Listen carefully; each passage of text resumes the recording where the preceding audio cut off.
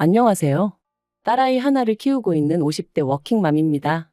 아무리 쥐어짜내려고 해도 좋은 점이라곤 하나도 생각나지 않는 별나디 별난 어머님의 며느리로 산지 16년 가까이 되었는데, 최근에 일로 더는 어머님을 감당할 수가 없어서 이야기 좀 해볼까 해요.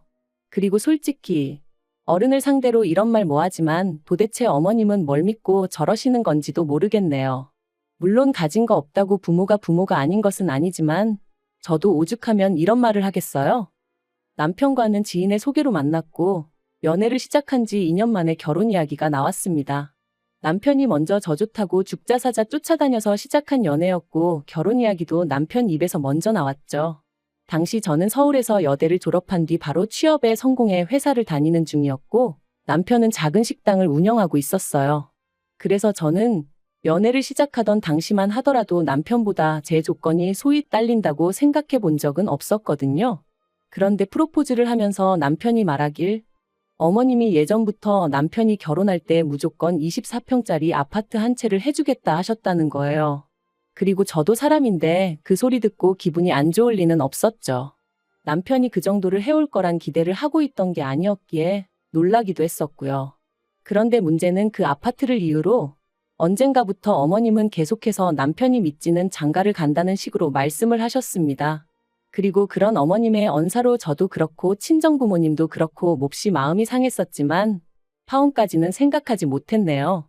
당시만 하더라도 그 정도 유세는 받는 쪽에서 좀 참아야 한다는 생각이 저변에 깔려 있었거든요. 게다가 친정어머니께선 어쨌든지 간에 남편만 제 편이면 결국 자식 이기는 부모 없다고 저희 시어머니도 별 수 없으실 거라 하시며 남편하고 잘 지내라는 말씀을 몇 번이나 하시더라고요. 지금이야 만약 제 딸이 저와 같은 소리를 들으며 시집 간다고 하면 미쳤냐고 그런 집구석에 뭐하러 가냐 하겠지만 한편 그렇게 아파트 한 채 가지고 온갖 생색을 다 내시던 어머님께서 상견례까지 다 끝나고 나서 말을 바꾸셨어요. 알고 보니 아파트 한 채를 해주겠다 하셨던 것도 당신 명의로 가지고 있던 아파트를 남편 명의로 돌려주겠다는 거였는데 당시 그 아파트에 세입자가 있었거든요. 그리고 그 세입자를 핑계로 드시며 저랑 남편더러 시댁에 들어와서 살라고 하시더라고요. 그런데 제가 합가는 정말 꿈에도 생각해 본 적이 없었어요.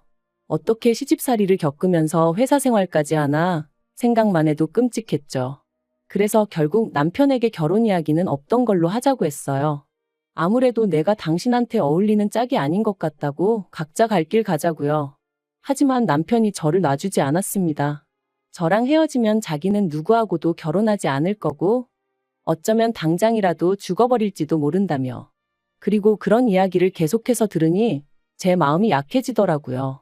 그리고 남편이 저한테만 그런 것은 아니고 시부모님한테도 계속 그런 식으로 회방을 놓으시면 두 번 다시는 아들 얼굴 못 볼 줄 아시라 뭐 그렇게 난리를 쳤던 모양이에요. 그래서 결국 파혼 이야기는 없던 걸로 하고 다시 결혼 이야기가 진행이 되었어요. 단, 어머님이 아파트 명의는 당장에는 못 넘겨주고 제가 애 낳으면 그때 해주신다 하시대요. 그래서 알겠다 하고 결혼했습니다. 까놓고 말해서 아닌 게 아니라 그런 어머님의 모습이 어찌나 치졸하고 치사하게 느껴지던지. 결혼 당시 어머님이 딱 하나 마음에 든다 하셨던 게 제가 돈을 번다는 거였어요. 그런데 그것도 좋은 뜻으로 마음에 들어 하신 건 아니고 제가 당신 아들 등골은 안 빼먹겠구나 뭐 그런 식으로 말씀을 하시면서 마음에 든다 하셨죠.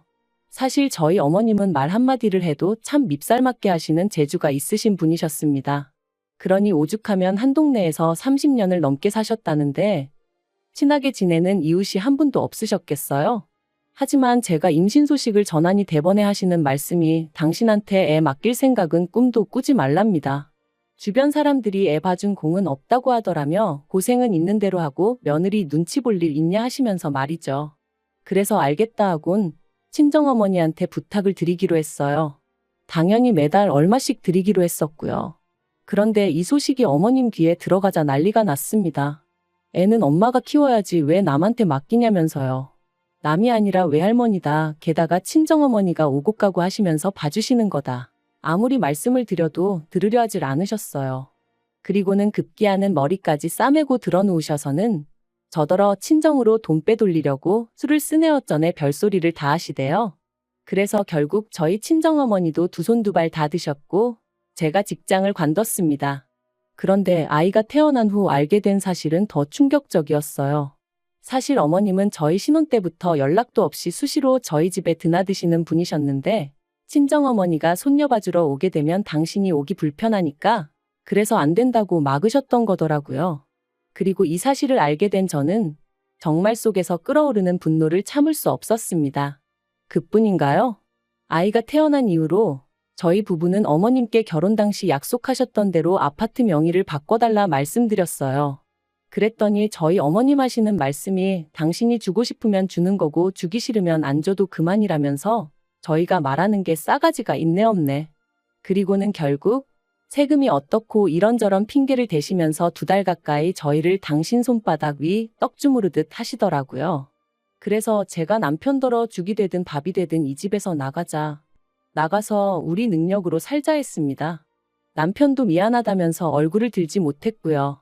그리고 그렇게 저희는 은행 대출까지 있는 대로 끌어다가 어머님 보란 듯이 아파트 한 채를 샀네요. 남편이 미안하다며 제 명의로 사라길래 거절 않고 그렇게 했고요. 한편 저희 애가 초등학교에 들어가던 해였습니다.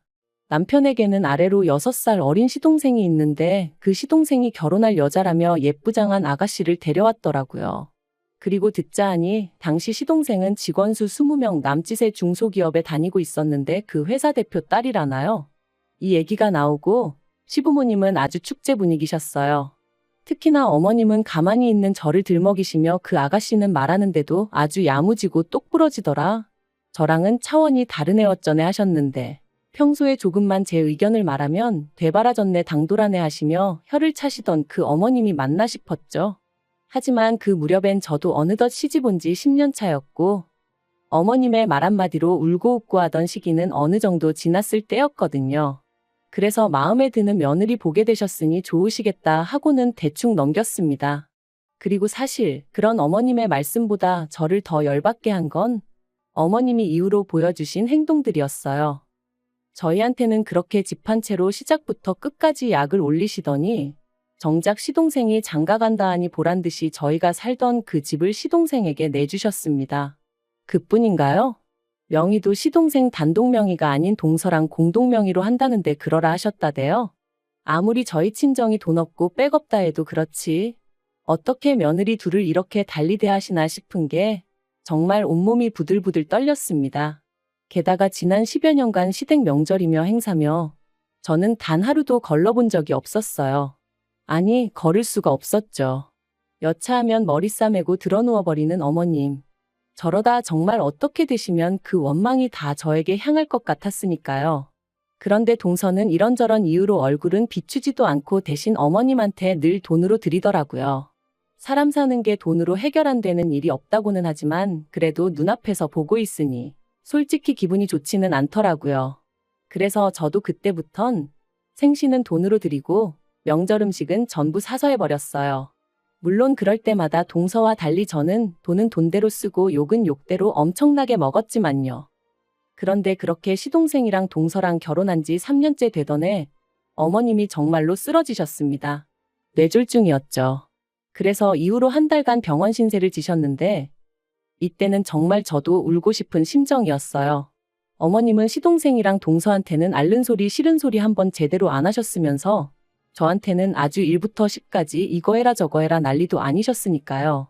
게다가 처음엔 그래 어머님도 얼마나 힘드시면 저러시겠나 생각해서 꾹 참고 최대한 어머님이 해달라는 대로 해드렸는데 그러면 미안해하시기는커녕 날이 갈수록 더 큰 짜증과 심술을 부리셨으니 어느 순간 내가 무슨 좋은 소리를 듣겠다고 이러고 있나 싶더라고요. 그래서 제가 어머님더러 그렇게 제가 마음에 안 차시면 차라리 간병인을 불러드리겠다 했어요. 그랬더니 저더러 맏며느리가 돼서는 돈 버는데 환장을 해서 시애미는 나 몰라라 한다 그러시는데 말 그대로 아주 질려버렸죠. 그리고 그런 와중에 어머님이 결국 후유증으로 왼팔과 왼다리에 마비 증상을 겪게 되셨는데 어째서인지 매번 뺀질거리던 동서가 웬일로 먼저 나서서는 어머님 아버님더러 같이 지내자고 했다는 거예요. 어머님이 이 이야기를 저희 부부한테 하시면서 얼마나 뿌듯해 하시던지. 그래도 지난 세월 동안 어머님의 그 비위 맞추고 고생한 며느리인 저한테는 수고한다 말씀 한번 해주신 적 없으셨던 분이 그러는 걸 보고 있자니 얼마나 서운하고 서러웠는지 몰라요. 그런데 자세히 들어보니 시동생이 조건을 걸었더라고요. 어머님 아버님이 자기들과 함께 살게 되면 두 분이 원래 사시던 집은 비어있게 되지 않냐면서 그 집을 넘겨달라고 했다나요? 그래야 뭐 절세가 되고 어쩌고 온갖 가머니설을 해가면서 말해요. 저랑 남편은 그 이야기를 듣자마자 절대로 그렇게 하시면 안 된다고 했어요. 절세가 얼마나 되고 그런 건 잘 모르지만 그래도 재산이라는 게 한번 넘어가면 다시 가져오기도 어려운 법이라고 그렇게 하지 마시라고요. 하지만 시부모님, 특히나 어머님께서 니들이 그런 말을 할 자격이 있냐면서 역성을 내셨습니다. 애 낳기가 무섭게 집 내놓으라고 한 것들이 니들 아니냐면서 그래놓고 동생한테 재산 까게 생겼으니까 그게 셈이 나서 부모 자식 간에 이간질을 하느냐고. 정말이지. 저희를 세상에서 둘도 없는 쓰레기들처럼 몰고 가시더라니까요. 결국 제가 남편더러 그냥 신경 쓰지 말자 했어요. 이제 어떤 일이 생겨도 그건 시부모님 두 분의 문제이지 우리가 나설 게 아닌 것 같다고요. 하지만 그렇게 시동생네와 시부모님이 합가를 시작하기로 한 날짜까지 일주일인가 남겨놓고 일이 터졌습니다. 회사에서 평소와 다름없이 일을 하고 있는데 어머님한테 전화가 걸려왔어요. 다행히 회의가 끝난 직후라 잠깐 짬이 돼서 전화를 받았고요. 그런데 어머님 목소리가 파르르 떨리면서 시동생네 가셨는데 모르는 사람이 있답니다. 그래서 제가 설명을 좀 자세히 해보시라니까 그 집에 원래 살던 사람들은 이사를 갔다고 그런다며 혹시 저더러 뭐 들은 거 없냐는 거예요. 저는 금시초문이었고 그래서 일단 남편하고 통화를 해보겠다 했습니다. 그리고 아니나 다를까 남편도 그게 무슨 뚱딴지 같은 소리냐며 어이없어 하대요. 결국 퇴근하기가 무섭게 허겁지겁 시동생네를 찾았습니다. 그리고 거기서 알게 된 건 충격적이었어요. 시동생네 앞집에 산다는 사람이 말하길 어디 외국으로 이민 간다는 식으로 이야기를 했었다더라고요. 그리고 그때부터 망연자실에 계셨던 시부모님을 대신해 남편과 제가 이리저리 뛰어다닌 결과 시동생은 이미 퇴사를 한 지 오래였고 동서는 그 회사 대표의 딸도 아니었습니다. 두 사람이 정확히 언제부터 다른 가족들을 속인 건진 모르겠지만 아무튼 둘이 작정을 하고 해외로 튄 것도 맞는 것 같더라고요. 하지만 더 충격이었던 건 그 둘이서 시부모님 아파트를 이미 팔아버렸다는 거였죠. 산 사람한테는 이민 핑계를 대며 돈 먼저 받고 일주일 후에 집을 비워주겠다 했다나요? 어디 뉴스에나 나올 법한 불효자식이 시동생이었다니 거기다 그동안 저희가 알고 있던 동서는 누구였는지 모든 게 받아들이기 어려운 현실이었어요. 하지만 당장 그런 것보다 더 큰 문제는 오갈데가 없어진 시부모님을 어떻게 하냐는 거였죠. 그리고 결국 두 분을 거리로 나앉게 할 수는 없었으니 저희 집으로 오시게 했습니다. 그런데 미안해서 어쩔 줄 몰라 하시는 아버님과 달리 어머님은 시작부터 저희를 어찌나 곤란하게 하셨는지 몰라요. 그 와중에 당신이 쓰시던 가정가구를 다 챙겨와야 한다며 억지를 쓰셨으니까요. 그래서 그나마 남는 방이 하나 있어 다행이지 그렇지 않으면 두 분 오시라고도 못할 판인데 그것까지 어떻게 다 가져오냐고 안 된다 했어요. 그랬더니 벌써부터 제가 당신을 구박하니 어쩌니. 게다가 그뿐만이 아니었습니다. 저희 딸애를 붙들고 걸핏하면 제 험담을 하셨던 모양이에요. 그런데 딸애하고 저는 주변에서도 부러워할 만큼 자매 같은 모녀 사이였단 말이죠. 그러니까 딸애가 어머님더러 듣기 싫다 그만하시라 했던 모양입니다. 그랬더니 이제 제가 평소에 딸애한테 할머니인 당신 욕을 얼마나 해댔으면 저러겠냐고 가정교육을 운운하시더라고요. 그리고 그런 말도 안 되는 언쟁이 매일같이 오가니 결국 저희 딸애가 우울증 증상을 보이기 시작했어요. 집에만 오면 마음이 불안하고 초조하다면서 학교 끝나고 집에 와서 저랑 남편 퇴근할 때까지가 자기는 지옥 같다 했습니다. 그리고 애가 집에 정을 못 붙이기 시작하니까 귀가 시간이 늦어지고 저희 부부를 걱정시키는 날들이 늘어갔지요. 그런데 더 열받는 건 그런 일이 있을 때마다 어머님이 애가 저를 닮아서 밖으로만 나돈다며 또다시 제 탓을 하셨다는 거예요. 그러다 급기야 하루는 저러다 20살도 안 돼서 어디 애비 없는 자식만 들어온다고 그러시는데 그 말 듣고 눈 안 돌아갈 엄마가 어디 있겠어요? 제가 어머님더러 할 말 못할 말 분간도 못하시냐고 소리를 질러버렸네요. 그제서야 어머님이 살짝 주춤하시며 걱정해서 하는 말이었다곤 하셨는데 도저히 그냥 넘어갈 수가 없었습니다. 그래서 남편에게 시부모님을 모시고 살 건지 나랑 딸이랑 살 건지 정하라고 해버렸어요. 그리고 솔직히 남편의 반응은 아무래도 당황스러웠겠죠. 그래도 제가 그렇게까지 나올 거라곤 생각하지 못했을 테니까요. 하지만 이번만큼은 남편도 저 하나 참아서 될 일이 아니라는 건 알아차렸던 것 같아요. 눈에 넣어도 아프지 않을 딸이 예전 같지 않게 반항적으로 변하는 걸 직접 두 눈으로 보기도 했고. 그리고 남편이 결국 시부모님과 마주 앉았습니다. 남편은 어머님한테 도대체 왜 그러시냐 물었는데 어머님의 대답은 어이가 없었습니다. 결혼할 때부터 제가 남편을 인질 삼아 당신 뜻을 좌지우지하려 들었던 게 가슴에 맺혔다는 거였어요. 그리고 그게 지금도 용서가 안 되는데 제가 그렇다고 딱히 잘하려는 노력도 하질 않으니 보기 싫어 죽겠다면서 말이죠. 그러자 남편이 긴 한숨을 내쉬더니 어머님더러 나가달라고 하더라고요. 그러자 어머님이 단번에 제가 시킨 거냐며 저한테 미친 X라고 욕을 내뱉으셨어요. 옆에 계시던 아버님도 평소라면 먼 산만 보고 계셨을 분인데 지금 우리를 내쫓는 거냐며 목소리를 높이셨고요. 그래서 저도 맞다고 악을 썼습니다. 도무지 제가 어머님을 감당을 못하겠어서 이대로는 못 살겠으니 선택하라 했죠. 남편은 거의 울면서 어머님한테 악을 썼어요. 도대체 왜 일을 이렇게까지 크게 만드시냐면서 해도 적당히 하셔야지 왜 가만히 있는 손녀까지 힘들게 하셨냐고 퍼주는 건 다 동생네 퍼주시고 왜 우리는 이렇게 힘들게 하시냐며 말이죠. 그리고는 남편이 당분간은 원룸이든 뭐든 구해드릴 테니 두 분은 거기서 지내시다가 시동생네 찾게 되면 그리 옮겨가시라 하대요. 그게 자기가 해드릴 수 있는 마지막 배려라면서요. 그제서야 어머님께선 네가 어떻게 우리한테 이러냐며 바닥에 주저앉아 어린아이처럼 우셨고 아버님은 아버님대로 말도 안 된다며 세상에 이럴 수는 없다 하셨지만 저는 더는 두 분에게 휘둘리고 싶은 마음이 없었기에 방으로 들어가 버렸어요. 그리고는 머리끝까지 이불 뒤집어 쓰고 귀 막고 그러고 있었죠. 이후로 얼마간의 시간이 흘렀을까? 어두운 안색으로 남편이 방에 들어와서는 제 머리를 쓰다듬으며 그간 고생 많았다 하는데 저도 그제서야 정말 눈물이 주룩주룩 쏟아지대요.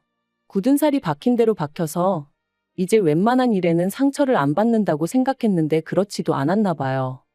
그리고 결국 남편은 작정이라도 한 듯 일주일도 채 되지 않아 원룸을 구했다며 시부모님을 모시고 나갔습니다.